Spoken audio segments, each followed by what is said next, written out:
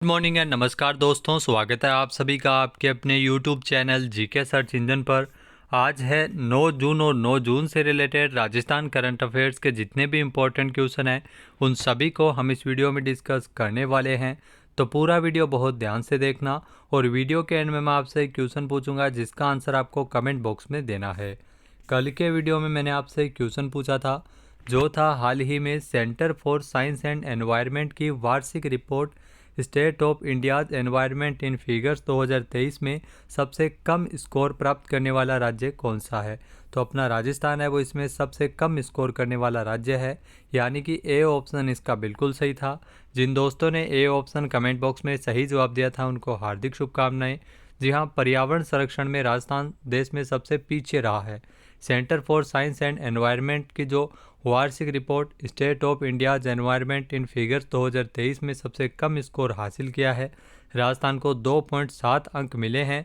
राजस्थान की अगर बात की जाए तो 30% से कम स्कोर करने वाला एकमात्र राज्य है, जबकि पर्यावरण के क्षेत्र में तेलंगाना का प्रदर्शन सबसे बेहतर था, 70% से अधिक स्कोर है वो किया था। तो चलिए स्टार्ट करते हैं आज के करंट अफेयर्स। पहला क्वेश्चन है, राजस्थान में ब्रज क्षेत्र धार्मिक विकास और थार क्षेत्र विकास बोर्ड के गठन को मंजूरी किसके द्वारा प्रदान की गई है। तो सीएम अशोक गहलोत ने इसे मंजूर किया है, यानी कि ए ऑप्शन इसका बिल्कुल सही है। आइए जानते हैं इम्पोर्टेंट फैक्ट्स। तो राजस्थान के मुख्यमंत्री अशोक गहलोत द्वारा ब्रज क्षेत्र धार्मिक विकास और थार क्षेत्र विकास बोर्ड के गठन को मंजूरी प्रदान की है।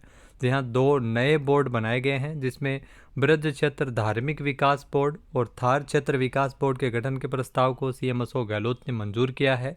दोनों बोर्ड का जो मुख्यालय है वो जयपुर में रहेगा, तो यहाँ से आपके लिए डेफिनेटली क्वेश्चन बनने वाला है। इसके अलावा पर्यटन विभाग इसका प्रशासनिक विभाग होगा। इसमें पर्यटन विभाग के अतिरिक्त निदेशक है वो इसमें सदस्य सचिव के रूप में कार्य करेंगे।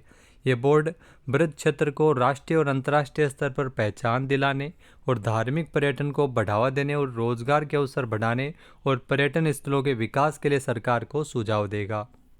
नेक्स्ट क्वेश्चन है, दक्षिण कोरिया में आयोजित 20वीं जूनियर एथलेटिक्स प्रतियोगिता में अलवर के शकील खान ने कौन सा पदक जीता है।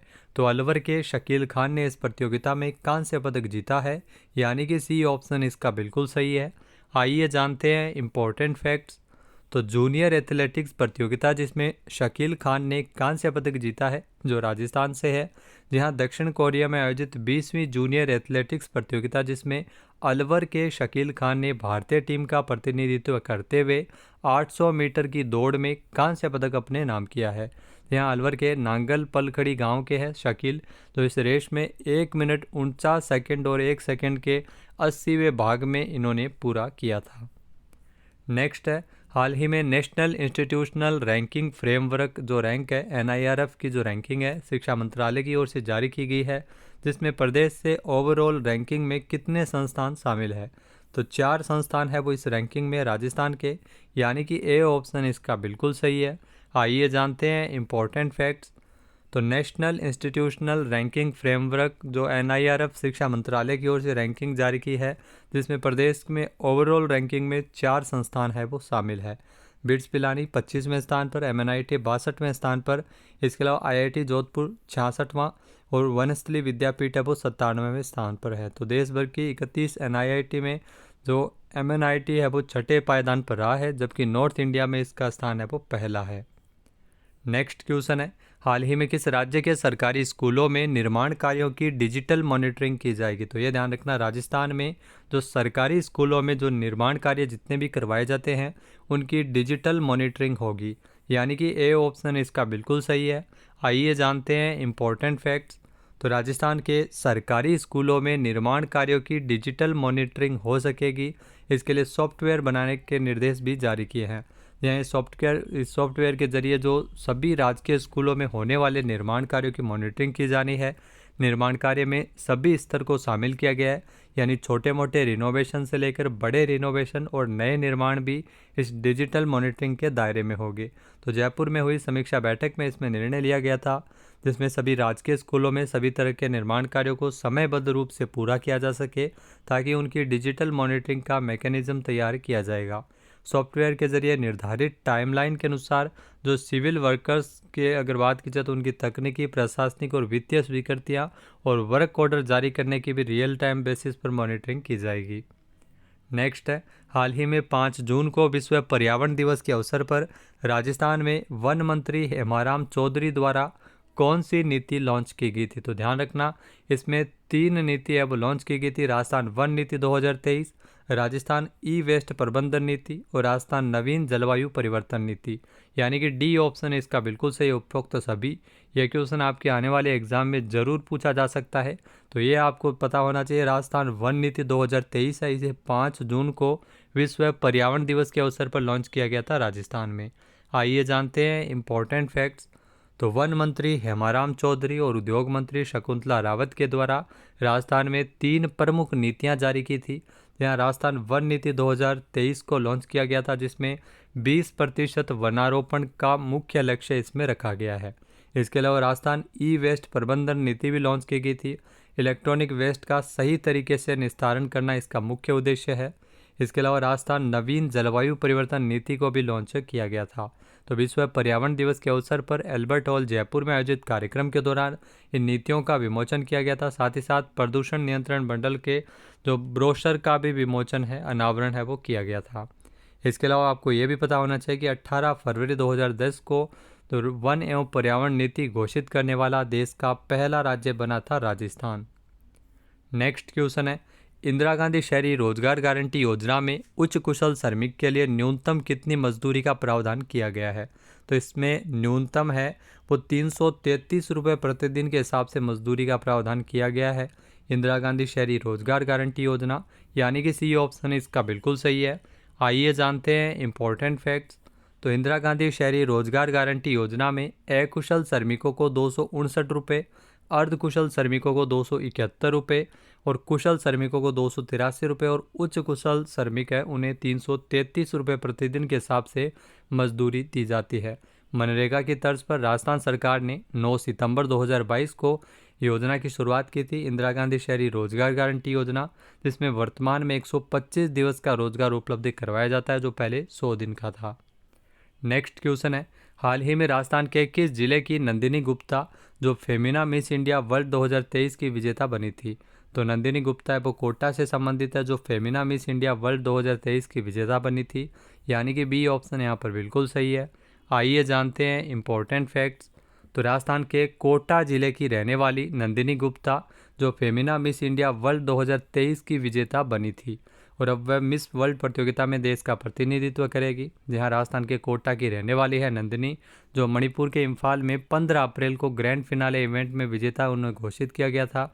दिल्ली की श्रेया पूंजा को फेमिना मिस इंडिया 2023 का प्रथम रनर अप और मणिपुर की तो थोनाओजम स्ट्रेला लुवांग को दूसरी रनर अप घोषित किया गया था। नेक्स्ट है, राजस्थान में दीर्घकालीन कृषि सहकारी ऋण समय पर चुकाने पर किसानों को कितने प्रतिशत ब्याज में सब्सिडी मिलेगी? तो 5% सब्सिडी अब दी जाएगी। यानी कि सी ऑप्शन इसका बिल्कुल सही है। आइए जानते हैं इम्पोर्टेंट फैक्ट्स। तो राजस्थान के किसानों को अब ब्याज मुक्त फसली ऋण मिल रहा है। जी हाँ, इसके लिए सीएम अशोक गहलोत ने 736 करोड़ रुपए के वित्तीय प्रस्ताव को स्वीकृति प्रदान की है, जिसमें दीर्घकालीन कृषि सहकारी ऋण समय पर चुकाने पर इसमें किसानों को 5% ब्याज सब्सिडी दी जाएगी। किसानों के लिए ब्याज मुक्त फसली ऋण अनुदान योजना के तहत 560 करोड़ रुपए की अनुदान राशि और क्षतिपूर्ति ब्याज अनुदान योजना के तहत इसमें 176 करोड़ रुपए की मंजूरी प्रदान की है। इस निर्णय से राजस्थान के किसान है वो इंटरेस्ट फ्री लोन प्राप्त कर सकेंगे और इससे किसानों की आय में बढ़ोतरी होगी और जीवन स्तर बेहतर होगा। नेक्स्ट है, हाल ही में किस बैंक ने बेंगलुरु में प्रोजेक्ट कुबेर लॉन्च किया है? तो ये भी ध्यान रखना, हाल ही में भारतीय स्टेट बैंक के द्वारा बेंगलुरु में प्रोजेक्ट कुबेर को लॉन्च किया गया था। यानी कि ए ऑप्शन इसका बिल्कुल सही है। आइए जानते हैं इम्पोर्टेंट फैक्ट्स। तो भारतीय स्टेट बैंक एसबीआई ने ग्राहकों की बैंकिंग ज़रूरतों को पूरा करने के लिए बेंगलुरु में प्रोजेक्ट कुबेर को लॉन्च किया है। जहां भारतीय स्टेट बैंक के बेंगलुरु सर्कल द्वारा लॉन्च किया गया है इसे। इस परियोजना में 4 लेन देन बैंकिंग हब और एक कॉरपोरेट वेतन पैकेज हब होगा। यह हब सभी भुगतान और संग्रह संबंधी आवश्यकताओं के लिए वन स्टॉप डेस्टिनेशन के रूप में कार्य कर सकेंगे। वर्तमान में अगर बात की जाए तो भारतीय स्टेट बैंक की जो स्थापना है जो 1 जुलाई 1955 को की गई थी। भारतीय स्टेट बैंक का जो मुख्यालय है वो मुंबई महाराष्ट्र में है और भारतीय स्टेट बैंक के SBI के अध्यक्ष है दिनेश कुमार खारा। नेक्स्ट है, हाल ही में भारत ने किस देश में उपेंद्र सिंह रावत को अगला उच्चायुक्त नियुक्त किया है? तो भारत के द्वारा उपेंद्र सिंह रावत को युगांडा में अगला उच्चायुक्त के रूप में इनको नियुक्त किया गया है, यानी कि सी ऑप्शन इसका बिल्कुल सही है। आइए जानते हैं इम्पोर्टेंट फैक्ट्स। तो भारत ने उपेंद्र सिंह रावत को युगांडा में अपना अगला उच्चायुक्त नियुक्त किया है। विदेश मंत्रालय ने 8 जून को उपेंद्र सिंह रावत को युगांडा में भारत के अगले उच्चायुक्त के रूप में नियुक्त किया है। उपेंद्र सिंह रावत जो 1998 बैच के विदेश मंत्रालय के एक भारतीय विदेश सेवा के अधिकारी है और ये वर्तमान में पनामा में भारत के राजदूत के रूप में कार्यरत है। अब बात करते हैं आज के हमारे क्विज की, जिसका आंसर आपको कमेंट बॉक्स में देना है। तो आज का क्विज है, Rajasthan tennis ball cricket association के निर्विरोध अध्यक्ष कौन चुने गए हैं? एक बार फिर से सुनिएगा, Rajasthan tennis ball cricket association के निर्विरोध अध्यक्ष कौन चुने गए हैं? इसका सही आंसर आपको कमेंट बॉक्स में देना है। और अगर ये वीडियो आपको पसंद आए तो इसे लाइक और शेयर करना बिल्कुल ना भूलिएगा। चैनल पे नए हैं, सब्सक्राइब नहीं किया है तो अभी सब्सक्राइब बटन पर क्लिक करें। इस वीडियो की जो PDF फाइल है वो आप वीडियो के डिस्क्रिप्शन बॉक्स से डाउनलोड कर सकते हैं और इस क्वेश्चन का आंसर आप दोस्तों वोट करके भी कर सकते हैं। वीडियो देखने के लिए धन्यवाद। जय हिंद, जय भारत, जय राजस्थान।